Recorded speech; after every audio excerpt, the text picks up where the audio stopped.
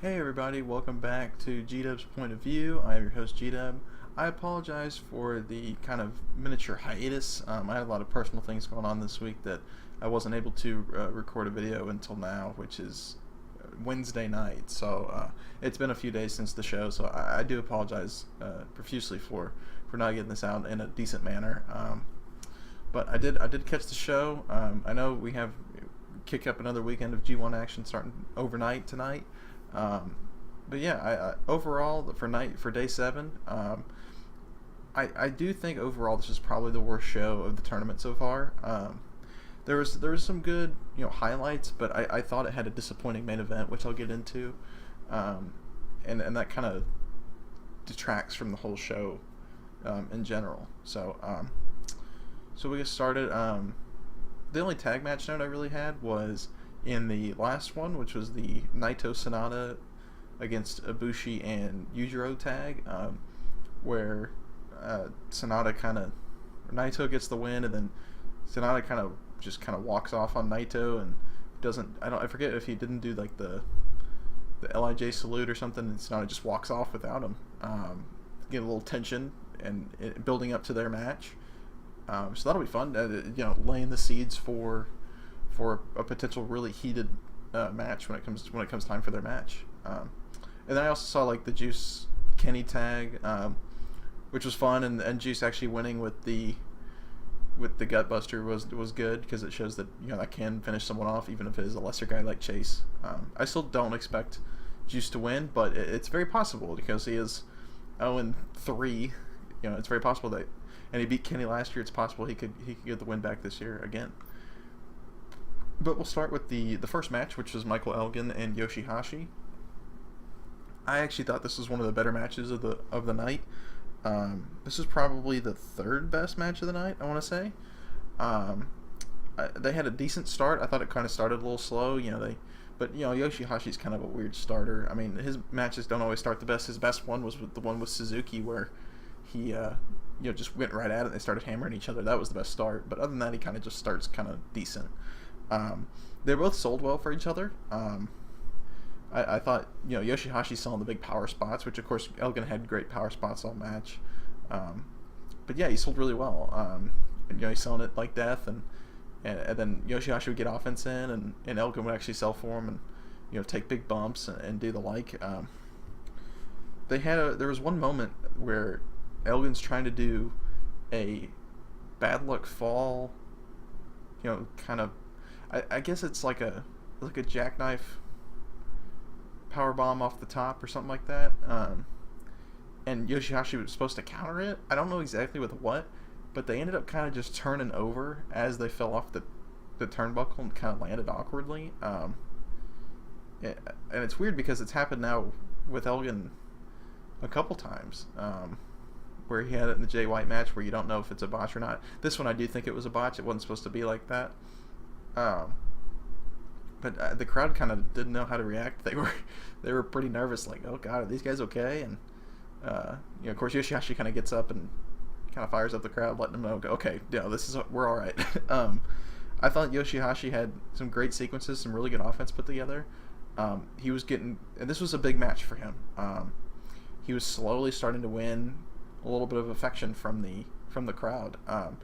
He'd get a big fiery comeback or something. They'd chant for him, big chants for Yoshihashi. And then it ended up perfectly because they had him booked to win. And so when he got hit the finisher and got the pinfall, the crowd went crazy. I think it was one of the biggest pops of the night, which was nuts for the opening match with Yoshihashi. Who would have thought? But I think they both had a really good match. There were a couple odd moments here and there, but I think they had a really good match. And Yoshihashi, they picked the perfect time for him to win, because this was the first match where he really was getting a big pop and big cheers from the fans, and then he won, which was a huge win for him. So I thought result-wise, this puts it up there as probably my third favorite of the night, because it was just a good story told, and then a good ending for Yoshihashi, and now he's got a little fire in him, and he's got a win over Elgin, and he has a little bit of crowd support, which is nice to see, especially this tournament that he's really turned it up. Of course, the second match was Evil versus Bad Luck Fale. this is probably my least favorite match of the night. Um, yeah, I'd say this is probably my least favorite match of the night, but it wasn't too bad. Actually, you know what? This might be my fourth favorite. The main event might be my least favorite match of the night. This might be tied. This might be tied with the main event for my least favorite. Of course, they had a good aggressive start. You know, they had a really good style of the match where it seemed like Evil constantly knew how to deal with Tongaloa on the outside. Like they'd try to interfere and he'd know how to counter him, and you know they'd had the really good spot late with like the Eddie Guerrero spot of Evil busts out the chair and Loa's kind of threatening to hit him, and Evil throws the chair at him and catches it, and then the ref turns and he starts getting on Loa, so then Evil takes Fale to the other side of the ring and pulls out the chair and does the chair spot. I thought that was great, but I think it was also a different story to tell of someone constantly actually knowing how to deal with the interference. Of course, they had the just insanely good brawling spots. I think between this match and the Makabe match, this is Evil's style. I mean, you just look at him, you know he's got a brawler. He can hit hard, but he does all the weird, you know, outside the ring antics. I think it works for him, and of course that's kind of Fale's thing in this tournament right now is all the interference and all the antics. So this worked perfectly for them. I forget what Fale attacked. Something. I think it was his arm, and it was a really good like limb targeting, which I enjoyed. It actually, you know, had a point in the story, you know, point in the match where they had a focal point. It wasn't just constant fighting. But yeah, I thought Evil handled all the outside interferences great, and then of course ref spot gets knocked down, interference, Bushi comes out, you know, sprays mist at Loa, and then Tama comes out, hits the gunstone on Evil, and then Naito comes out and attacks Tama. Then Fale hits him. It was just a great. And then I know Tama hit a gunstone on Naito. I really enjoyed that because the OGs are such a heel faction, that, and LIJ is kind of, you know, skewing more face nowadays. That I thought this was a great way to do it, and it really even escalates it even further.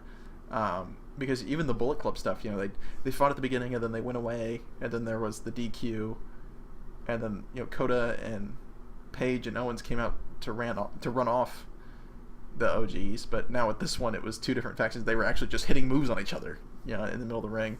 Of course, they have the Marty comes back in and doesn't want to count a pin, so he's telling everybody to clear out, and then I think Tama hits a gunstone on him. Or Tama hits against on Evil, just like right in front of the ref. But of course, the ref calls for the DQ. I thought it was really good, though. I like that as the DQ ending. But the rest of the match was just kind of flat. It felt like they were just kind of biding their time because it was a 12-minute match. It just felt like they were kind of just biding their time until they could get to the DQ spot and actually have some fun. But gave Bushi a nice highlight because he never really gets to do anything, especially on the G1 tours. He's either taking pins or just like, you know, seconding people. Actually, most of the time he's just taking pins, so to have him come out and actually hit a nice miss spot, which was nice, give him a little something to do. Third match was Jay White versus Minoru Suzuki. This is probably my favorite match of the night. Maybe my second favorite. Probably my second favorite match of the night. I thought it was really well done. I liked the story being told. It started with the tag match of Jay not wanting to mess with Suzuki at all. And of course they get here and Jay White's taking all of his jacket and gloves off outside the ring. He doesn't want to get in the ring, and they're kind of both disrespecting the other. Suzuki still treats him like a young boy and just wants to beat the shit out of him and teach him a lesson, and then Jay White just calls him an old man, and of course he called him old fuck in the interview, which that might be some of the greatest post tag match comments ever if you go watch that. So it would be from night 6 or day 6, the fourth match, I think, third or fourth match on YouTube. If you go watch the post-match comments with Jay and Suzuki, those might be the best of the whole tournament. And they both are just great at disrespecting each other. It was incredibly hard hitting, which I come to expect, especially with, you know, Suzuki's going to beat the shit out of anybody, and then White's got those incredible chops, and Suzuki was selling them well. it's like almost Suzuki finally went, finally, somebody that can actually chop me other than Ishii. So he would actually sell on the chops, which he doesn't sell for anybody else's chops apart from Ishii. So it was nice to see that. But of course, you know, he's got the his version of like the last Chancery locked in, or he's about to go lock it in, then he just like slaps Suzuki on the back of his head, and then when he goes to lock it in, Suzuki's just no selling and looking at him like it doesn't hurt, and he just wants to beat him up even more. One note that probably does make it my second favorite match of the night is the finish was pretty quick. It seemed like there wasn't a whole lot of work going into that finish, and then he just throws the sleeper on, and then all of a sudden he hits the Gotch pile driver, which is booked as like one of the strongest finishers in New Japan, apart from like the One-Winged Angel. I don't even know if it's been kicked out of, maybe once, but if he hits it, like, it's over. And he just instantly hit it at like the 10-minute mark. Of course, Jay doesn't kick out, which it was kind of interesting. It was just kind of came out of nowhere. It's like all of a sudden, oh, okay, they're gonna, you know, fight each other for a little bit. Oh, we hit the pile driver. Okay, the match is over. You know, it's just kind of hit you pretty quick. Like, oh, all right, I guess that happened. And of course, you know, Suzuki hits the pile driver, and then like choke pins him and screams at him at the same time. That was intense. I don't know what that was about, but I was scared. This was a pretty different Jay White match, though.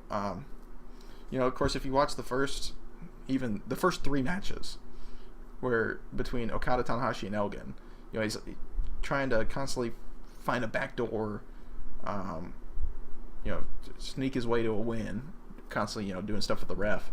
This one, Suzuki just manhandled him, and he really didn't have much to do, except just get beat up the whole time, which in my predictions video, I think I did say I was ready for that match because Suzuki was just going to beat the shit out of him, which is exactly what happened. It's like, you know, Jay White's taking his licks, and just quick 10-minute match, but it was great because it was a good win for Suzuki because, you know, he's 2 in a row, but he kind of gets his wins back from Tanahashi and Makabe. Now he's, you know, he beat the shit out of Yoshihashi, and then now beat the shit out of Jay White, who was undefeated at the point. So that's good. I think that's really good for Suzuki. I think he potentially has a shot to make it to the finals if they really want to. I honestly, it's hard for me to tell the path they're going right now. I do think eventually Okada will get there, but they could really stick anybody right now. There's a lot of people to pick from for them to stick into the finals, which I think is great. I think it's a great way to book it. But yeah, I thought it was a really enjoyable match, and definitely my second favorite of the night. Of course, the semifinal match was Tanahashi versus Hangman Page. This was my favorite match of the night. I thought it was great. The opening was really solid.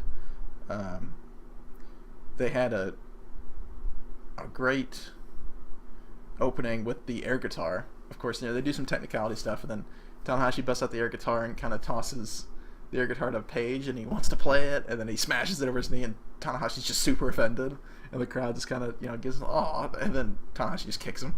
I thought it was great. It was a nice little comedy side that Page can show. He has kind of a little bit of a range. There was really good, you know, continuity with the limb targeting, because Page, he kind of wanted to, and he said this in the post-match comments, this is a very important post-match comment video to watch. Please go watch this. Find it anywhere on YouTube, especially New Japan's English YouTube channel. Please go find it. He said something about like he wanted to, you know, fight this straight up, but he needed the 2 points, so he just went for the leg, which is kind of what it looks like. Is, you know, he wants to do all the technical stuff, and then eventually just like, I just got to do it, and, you know, goes for the knee.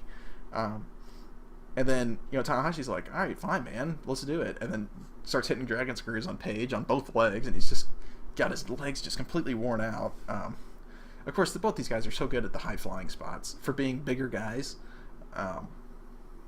Because I would classify them as the bigger guys that can do some good high-flying stuff. Tanahashi's just so used to it at this point, and Page is just unbelievably athletic. And, of course, those buckshot lariats are just beautiful. They're so beautiful. Because he used to, and he's gotten better at it, because he used to just kind of, especially when I saw him back in 2016, he used to just kind of roll over the top and do it. Now he, like, kind of springs over the top and makes, like, an arc. And when they catch it right on camera, it looks just pretty. And he's just got so much better at doing that to make it look great. I do think this was another star-making performance, though, for Page. He really kind of proved himself to the old guard that he is the future.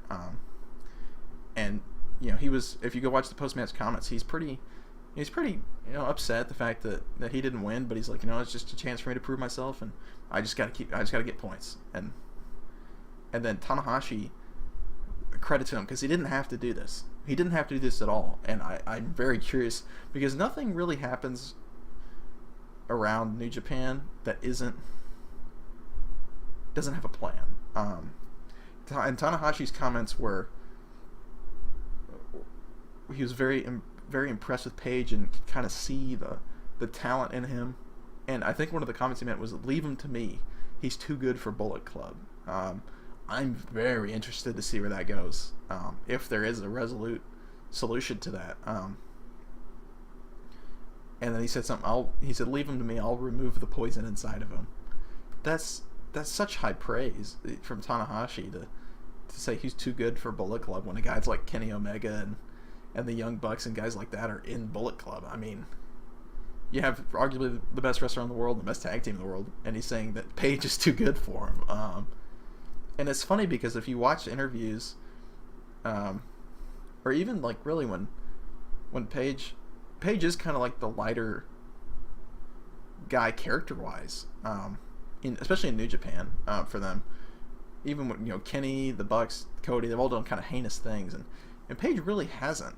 He is kind of the nicer guy. Apparently all the guys, they all hang out together. They all say that Page is the nicest one. He's just so sweet. That maybe there is something to that about some kind of character arc where Tanahashi could kind of recruit him and he'd be his protege, and then eventually you probably have Page turn on him and have another great match. But I'm very interested to see where that goes, and this was my favorite match of the night, and those comments, post-match comments, really put it over the top as well, for the potential storytelling. I don't think it'll even happen anywhere close to soon, but the potential's there, and they've laid a very small ground seed for a story for Page to be this next big star, and I'm very excited to see if that potentially ever takes off. Of course, we get to the main event, which was Makabe and Okada. Okada gets the win, which he needed. Of course, he's won 2 in a row now. It was a really aggressive start though. They didn't mess around, which I like to see because usually Okada doesn't start his matches that hot.